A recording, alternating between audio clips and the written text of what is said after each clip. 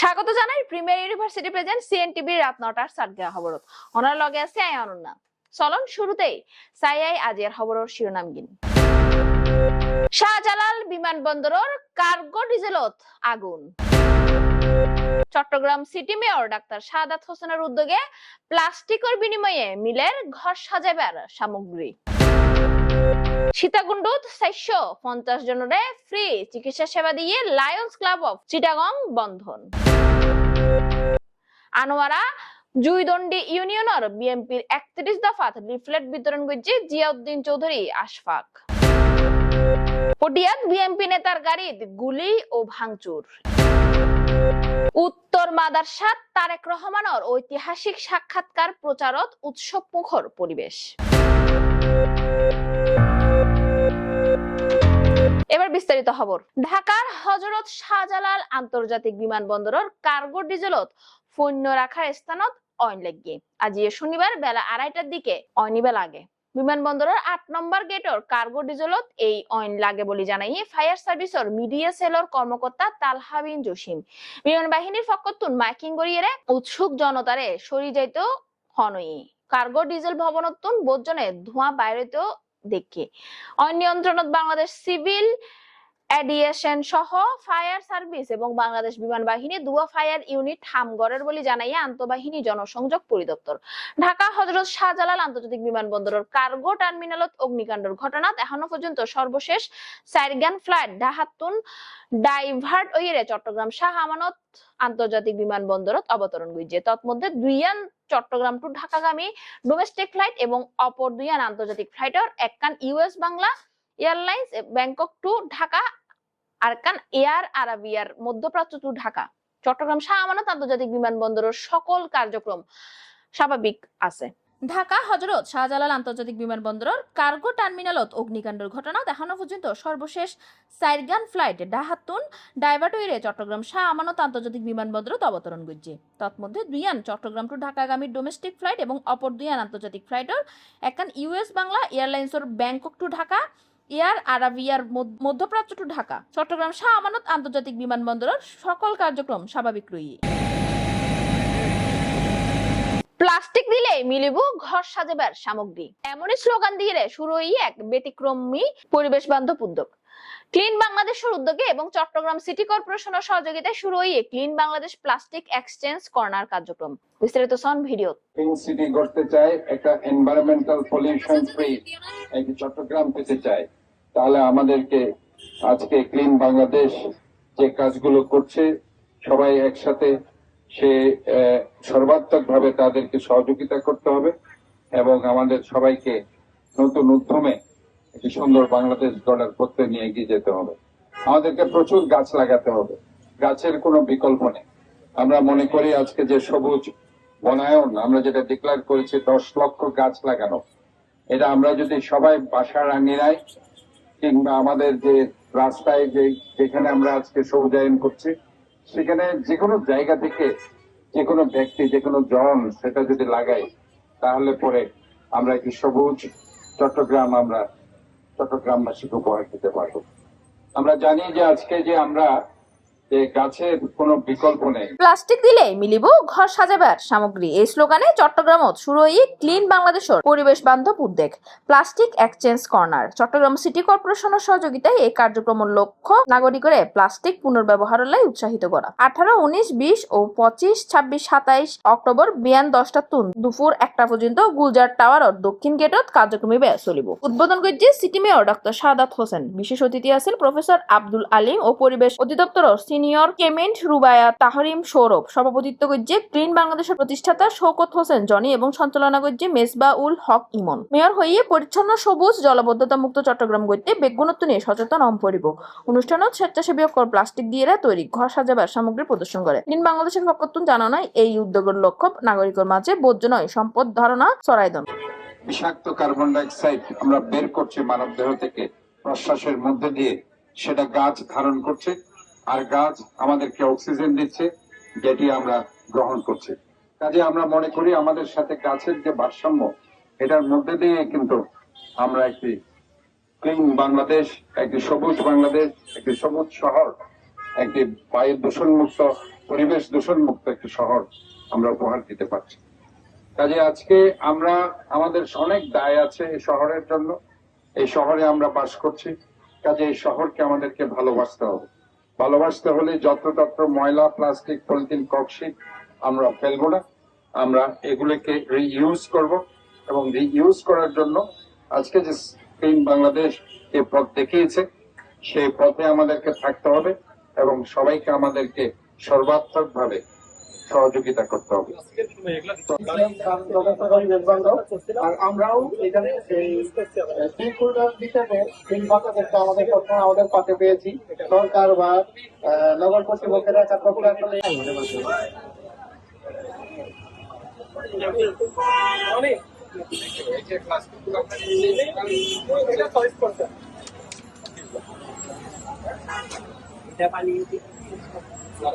আপনি না কাটে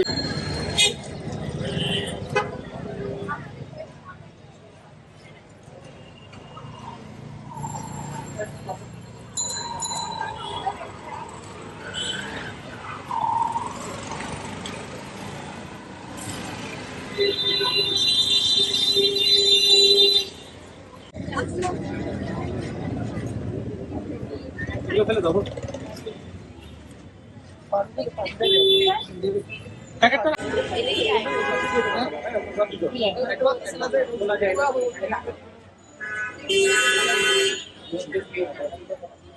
চট্টগ্রামের সীতাকুণ্ড সোনাইছড়ি ইউনিয়ন পরিষদত 450 জনের ফ্রি চিকিৎসা সেবা দনই। চট্টগ্রামের সীতাকুণ্ডত লায়ন্স ইন্টারন্যাশনাল জেলা 315 বি সাইডর প্রাক্তন জেলা গভর্নর লায়ন আসলাম চৌধুরী এফসিআর পৃষ্ঠপোষকতায় ও লায়ন্স ক্লাব অফ চিটাগং বন্ধনের সার্বিক ব্যবস্থাপনায় ফ্রি চিকিৎসা সেবার আয়োজন করে।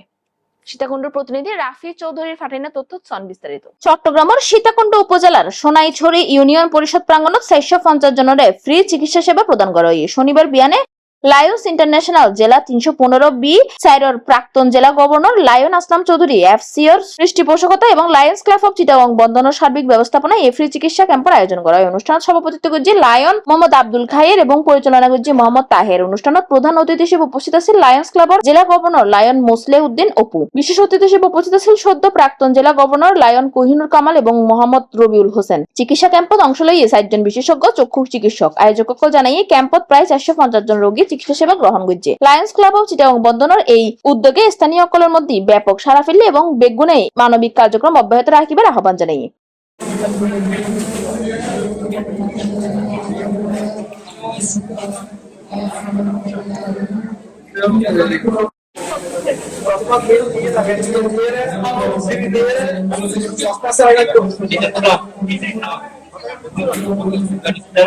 সম্মানিত সভাপতি,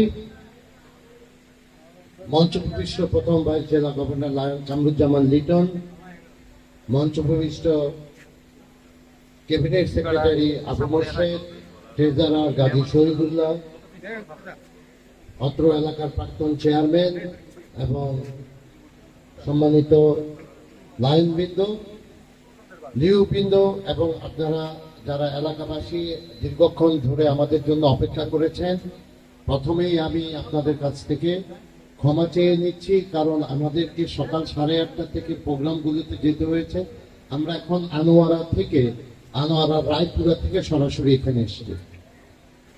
আবার এখান থেকে এখনই আবার আপনাদের অনুষ্ঠান শেষ করে আবার সে পতেঙ্গা যেতে হবে, কারণ আপনাদের প্রোগ্রামটা দেরি হয়ে যাচ্ছে বিধায় আমরা পতেঙ্গার প্রোগ্রামটাকে স্টপ রেখে সরাসরি এখানে এসেছি। আবার এখন পতেঙ্গা যাব, তো বক্তব্য রাখার অবকাশ কম। আপনারা লায়নিজম সম্পর্কে মোটামুটি সকলে অবগত আছেন।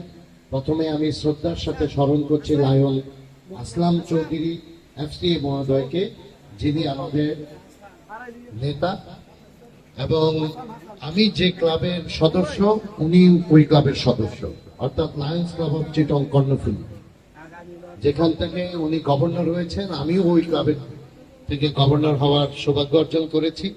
আমরা স্যারের সান্নিধ্যে লায়নিজমকে লালন করেছি, ধারণ করেছি। তা আমরা স্যারের জন্য একটা করতালি আপনাদের কাছ থেকে আশা করি। আমরা স্যার জরুরি কাজে চলে গেছেন, আমরা ওনাকে পেলে আমরা আরো বেশি গর্বিত হতাম, আনন্দিত হতাম। কিন্তু আমাদের এই দুর্ভাগ্য যে আমরা ওনাকে আজকের অনুষ্ঠানে ওনার সাথে দেখা করতে পারলাম না।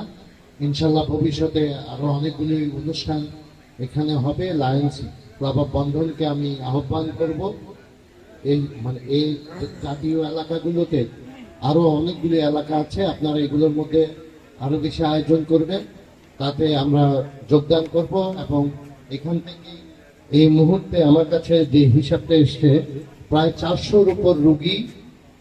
মানুষের সকল মৌলিক এবং গণতান্ত্রিক অধিকার হরণকারী ফ্যাসিস্ট আওয়ামী লীগ সরকারের পতনের পর রাষ্ট্র কাঠামো মেরামতের লক্ষ্যে বাংলাদেশ জাতীয়তাবাদী দল বিএনপি ঘোষিত 31 দফা পরিকল্পনা জনগণের হাসায় পৌঁছাই দিবার লাই ঘোষিত কর্মসূচির অংশ হিসেবে আজিয়া আনোয়ারা উপজেলার দুইদণ্ডী ইউনিয়নত লিফলেট বিতরণ অনুষ্ঠিত।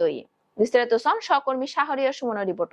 বাংলাদেশ জাতীয়তাবাদী দল বিএনপি ঘোষিত 31 দফা কর্মপরিকল্পনা জনগণের হাতে পৌঁছে দিবার কেন্দ্রীয় কর্মসূচির অংশ হিসেবে আনোয়ারা উপজেলার জুইডন্ডি ইউনিয়নত লিফলেট বিতরণ অনুষ্ঠিত। চট্টগ্রাম আনোয়ারা কর্ণফুলী আসনের বিএনপি মনোনয়ন প্রত্যাশী ও দক্ষিণ জেলা বিএনপির সাবেক যুগ্ম সম্পাদক জিয়াউদ্দিন চৌধুরী আশফাকের নেতৃত্বে কর্মসূচি অনুষ্ঠিত হয়। তিনি লামারবাজার, চৌমনি, স্কুল ও গোদারপাড়া বিভিন্ন এলাকাত স্থানীয় নেতা কর্মী ও মুরব্বী সকলের লগে লিফলেট বিতরণ করছি। আশফাক হই বিএনপির ক্ষমতা আইলি জনগণের মৌলিক অধিকার পূর্ণ প্রতিষ্ঠা ও গণমুখী রাষ্ট্র ব্যবস্থা গড়ি তুলিব। তিনি আগামী জাতীয় নির্বাচনত ধানের শীর্ষে ভোট দেবার লাই আহ্বান জানাই।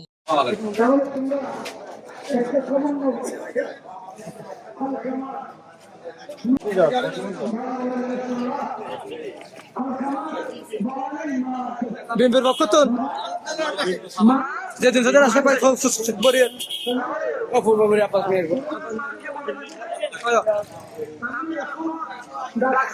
মানে বাইরে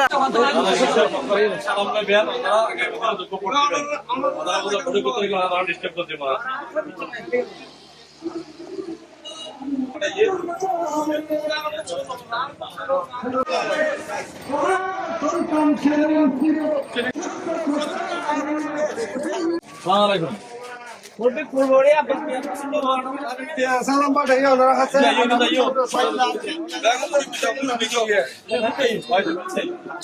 কেন বড়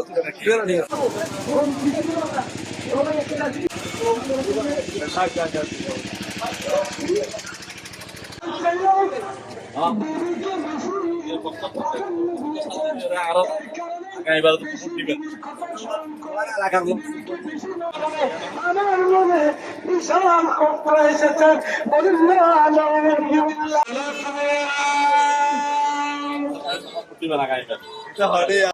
স্ত্রী স্বামীর অবস্থা থেকে আরো পূর্ববাড়ির চট্টগ্রামের পটিয়াত উপজেলা বিএনপি নেতা মোহাম্মদ কাইসর গাড়িত গুলি ও ভাঙচুরের ঘটনা ঘটে শুক্রবার 17 অক্টোবর দুইজা উপজেলার জিরি ইউনিয়নের খলিল মির বালিকা কলেজের সামনে এই হামলার ঘটনা ঘটে। পটিয়ার প্রতিনিধি ইমরান হোসেন মুন্নার পাঠানো তথ্য বিস্তারিত। চট্টগ্রাম পটিয়া উপজেলার বিএনপি নেতা মোহাম্মদ কাইসরের গাড়িত গুলি ও ভাঙচুরের ঘটনা ঘটে শুক্রবার দুইজে জিরি ইউনিয়নের খলিল মির বালিকা কলেজের সামনে এক ঘটনাগিন ঘটে। প্রত্যক্ষদর্শী অকল জানাই জুমার নামাজের পর বাড়ির ফেরার পথত দুর্বৃত্ত অকল দুইয়ান সিএনজি ও অটোরিকশা লই আইনে কাইসরের গাড়ি হামলা চালাই। প্রথমে গাড়ি ভাঙচুর গজি, পরে রামদা লই এনে এবং সামনের গ্লাস লক্ষ্য করে গুলি ছুটছে। শুক্রবার যেভাবে আসি সেভাবে আজকেও আসতেছিলাম। আসার পথে বালিকা উচ্চ বিদ্যালয়ের সামনে একটু সামনে আসলেই একটা বাইক আমার সামনে দিয়ে ফেলে দেওয়ার পরে একটা সিএনজি ছিল পাশে, ওই সিএনজি থেকে নেমে বাইক থেকে নেমে আমার গাড়িতে হামলা করে রামদা দিয়ে কোপাই, গ্লাস ভেঙে দেয় এবং আমার বড় ভাই ছিল পাশে, ওনাকে আঘাত করে ইট দিয়ে, এরপরে একটা গুলি করে এই গ্লাস ভেঙে দেয়। এটা কে বা কারা বলতে আমার দোষ হচ্ছে একটা, আমি গত ধানের শীষ নিয়ে কাশেমের সাথে নির্বাচন করাই আমার অপরাধ। আমার অপরাধ হচ্ছে যে আমি কাশেমের সাথে নির্বাচন করছি, সেটাই আমার অপরাধ। এই নৌকার প্রতীক নিয়ে এই কাশেম বিগত অনেক বছরে শোষণ করে খেয়েছে। এখন বর্তমানে আমাদেরকে বাড়াটিয়ে গুন্ডার বাহিনীর মাধ্যমে তারা আঘাত করে এবং তারা আমাদের যুবদলের নেতা সহ আরো 3 জনকে সে উইন্ডেড করে। ওই পুলিশ এখনো পর্যন্ত ওই এজাহারভুক্ত আসামিদেরকে এখন ধরে নাই। প্রশাসনকে অবগত করা হয়েছে, ওনারা তদন্ত করে গেছেন। বাকিটা আইনানুগ ব্যবস্থা নিলে আমি কৃতজ্ঞ হব প্রশাসনের কাছে, কারণ আমাদের নির্যাতন করেছে, এখনো নির্যাতন করে যাচ্ছে। ওসি মহোদয়কে আহ্বান জানাবো যারা এজাহারভুক্ত আসামি আছে ও তাদেরকে যেন আইনের আওতায় এনে দৃষ্টান্ত শাস্তি আওতায় এনে যেন কোর্টে প্রেরণ করে। ধন্যবাদ। সংবাদ ফাইনে পুলিশ ঘটনাস্থলত পরিদর্শন করছে। ওসি মোহাম্মদ নজরুল জামান জানাই লিখিত অভিযোগ ফাইলে আইনগত ব্যবস্থা লওয়া হইব। ঘটনার পর এলাকাবাসী অকল উত্তেজনা বিরাজ করার অভিযুক্ত অকল শনাক্ত হইলে পুলিশ অভিযান শুরু করিব। চট্টগ্রামের হাটহাজারী উপজেলার উত্তর মাদারসা ইউনিয়নের বিএনপির ভারপ্রাপ্ত চেয়ারম্যান জনাব তারেক রহমানের বিবিসি বাংলার দন ঐতিহাসিক সাক্ষাৎকার প্রজেক্টরের মাধ্যমে প্রচার করা হয়। বিস্তারিত শুন ভিডিও। চট্টগ্রামের হাটহাজারী উপজেলার উত্তর মাদারসা ইউনিয়নের বিএনপির ভারপ্রাপ্ত চেয়ারম্যান জনাব তারেক রহমানের বিবিসি বাংলার দেওয়া ঐতিহাসিক সাক্ষাৎকার প্রজেক্টরের মাধ্যমে প্রচার করা হয়। এই আয়োজন গজ্জি জিয়া সাইবার ফোর্স ZCF এর চট্টগ্রাম উত্তর জেলা সিনিয়র যুগ্ম আহ্বায়ক মোহাম্মদ রিয়াজ হোসেন। অনুষ্ঠানত উপস্থিত আছেন হাটহাজারীতুন সার্ভারের সাবেক সংসদ সদস্য ও সাবেক হুইপ আলহাজ সৈয়দ ওয়াহিদুল আলমর সুযোগ্য কন্যা কারারুদ্ধ ব্যারিস্টার শাকিলা ফারজানা, উত্তর জেলা যুবদলের প্রচার সম্পাদক একরাম চৌধুরী সহ বিএনপি ও অঙ্গ সংগঠনের নেতাকর্মী অকল। তারেক রহমানের অনুপ্রেরণামূলক বক্তব্য উনিয়ে এলাকাবাসীর মধ্যে উৎসাহমুখর পরিবেশ সৃষ্টি হয়। অনুষ্ঠানের ঘিরিয়ে স্থানীয় অকলের মাঝে ব্যাপক উৎসাহ ও আগ্রহ লক্ষ্য করা গিয়ে আন্দোলনে স্বাভাবিকভাবেই দুটো পক্ষ আছে, যারা রাজনীতি করবে, প্রতিযোগিতা থাকতেই পারে, প্রতিদ্বন্দ্বিতা থাকতেই পারে, এটা উদ্বেগের কি আছে? অনেক কিছু বলে থাকতে পারেন, ডিমান্ড করতে পারেন, সেটি তাদের অবস্থান। বাংলাদেশের যে আইন আছে, মানে পেশি শক্তির প্রভাব, টাকার প্রভাব, না ব্যাপারটা এরকম না। দেখুন, বর্ণসংখ্যা থাকবে, আপনি কি কথা বলছেন, তাহলে আপনি কি বলবেন যে মতামত না হোক?